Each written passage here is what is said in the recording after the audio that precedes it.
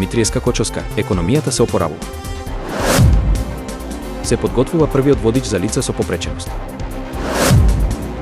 Еврокомесарката Коси изрази загриженост за собраниските инциденти. Јужна Кореја ќе учествува во градба на гасовод на Аљаска. Кинескиот зид е постар отколку што се мислеше.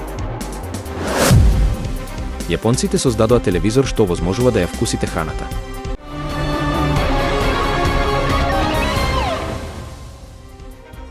Економијата покажува знаци на стабилизација, со раст на бруто домашниот производ од 3,2% во последниот квартал од 2023 година, истакна министерката за финансии Гордана Димитриевска Кочовска. Ова е подобрување во однос на претходните квартали и укажува на позитивен тренд во економијата. Според неа, овие резултати се должат на зголемената економска активност, инвестициите и стабилноста на јавните финансии. Дополнително, мерките што ги спроведува владата придонесуваат за подобрување на деловната клима. Министерката нагласи дека целта е да се одржи овој тренд и во наредниот период со фокус на поддршка на стопанството и граѓаните. Таа најави дополнителни економски реформи и мерки за зајакнување на финансиската стабилност. И покрај позитивните показатели, таа предупреди дека треба да се внимава на надворешните економски ризици и глобалните предизвици. Владата ќе продолжи со внимателно следење на состојбата и соодветно прилагодување на економските политики. Во Македонија се изработува првиот водич за лица со попреченост, кој ќе содржи информации за пристапноста на јавните објекти и институции. Овој проект има за цел да помогне во полесното движење и користење на услугите од страна на лицата со попреченост. Според иницијаторите, водичот ќе содржи детални податоци за објекти како институции, културни и спортски центри, јавен превоз и други важни места. Ова ќе им овозможи на граѓаните да планираат движење во согласност со нивните потреби. Проектот е поддржан од неколку организации и институции кои работат на подобрување на условите за лицата со попреченост. Очекувањата се дека ова ќе поттикне и други иницијативи за зголемување на пристапноста. Авторите на водичот нагласуваат дека ова е само почеток и дека ќе се работи на негово постојано ажурирање и подобрување. Тие ги повикуваат граѓаните да дадат своји предлози и да помогнат во создавањето на поинклузивно општество.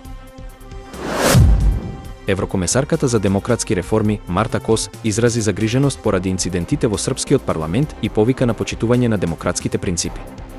Таа нагласи дека Европската унија очекува институциите во Србија да функционираат во духот на диалог и стабилност. Кос истакна дека тензиите и насилството не смеат да бидат дел од политичкиот процес и дека сите страни треба да се воздржат од провокации. Таа ги повика српската влада и опозицијата да најдат заеднички јазик преку демократски механизми. ЕУ внимателно го следи развојот на настаните во Србија, особено во контекст на нејзиниот евроинтеграцијски процес. Еврокомесарката нагласи дека демократските институции и почитувањето на основните права се клучни критериуми за напредок во преговорите. Од Брисел порачаа дека очекуваат српските власти да преземат чекори за намалување на тензиите и зајакнување на политичкиот диалог со цел да се обезбеди функционален и стабилен парламентарен систем. Јужна Кореја официјално најави учество во изградбата на гасовод на Аљаска, со цел да го засили снабдувањето со природен газ и да ја зајакне енергетската соработка со САД. Овој проект ќе помогне во подобрување на енергетската безбедност и диверзификација на ресурсите. Според властите во Сеул, партнерството со американските компании ќе овозможи подобар пристап до природен газ за корејскиот пазар. Гасоводот ќе биде стратешки важен за зголемување на испораките од Аљаска кон азиските земји. Официјални представници на двете земји нагласија дека проектот е дел од пошироката стратегија за соработка во енергетскиот сектор. Јужнокорејските компании ќе имаат значајна улога во изградбата и одржувањето на инфраструктурата. Оваа иницијатива е дел од напорите за намалување на зависноста од традиционалните енергетски пазари. Гасоводот на Аљаска се очекува да стане клучен елемент во глобалното снабдување со природен газ.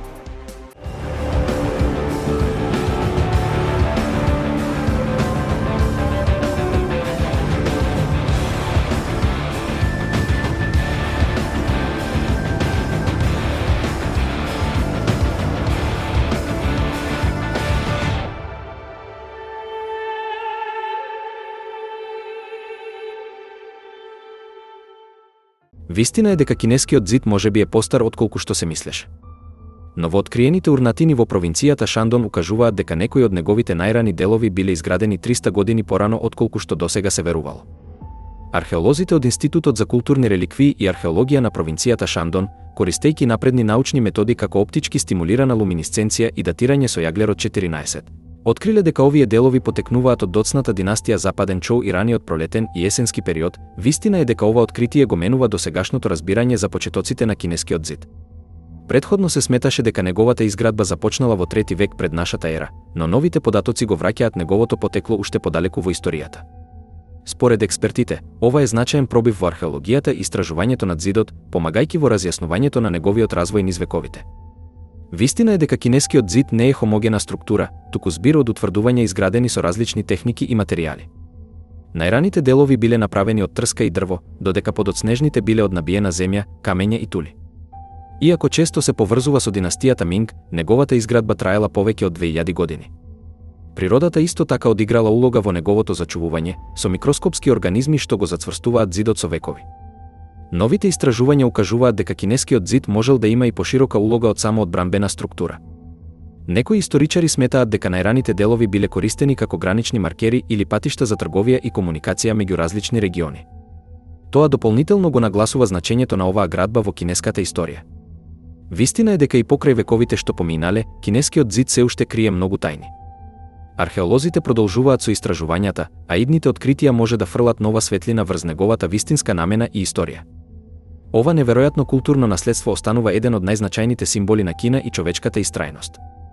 Во иднина, со примена на модерни технологии, можно е да се добие уште подетална слика за различните фази на изградбата над зидот.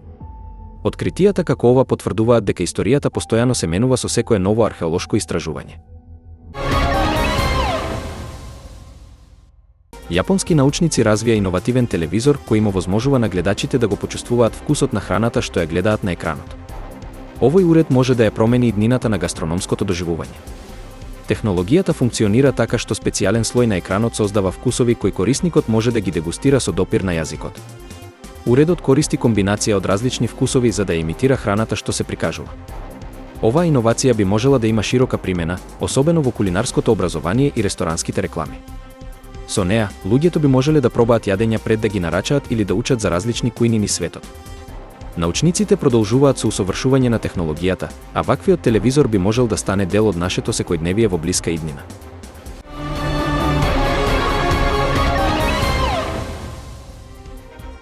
Димитриевска Кочоска, економијата се опоравува. Се подготвува првиот водич за лица со попреченост. Еврокомесарката Коси изрази загриженост за собраниските инциденти. Јужна Кореја ќе учествува во градба на гасовод на Аљаска. Кинескиот зид е постар отколку што се мислеше. Јапонците создадоа телевизор што овозможува да ја вкусите храната.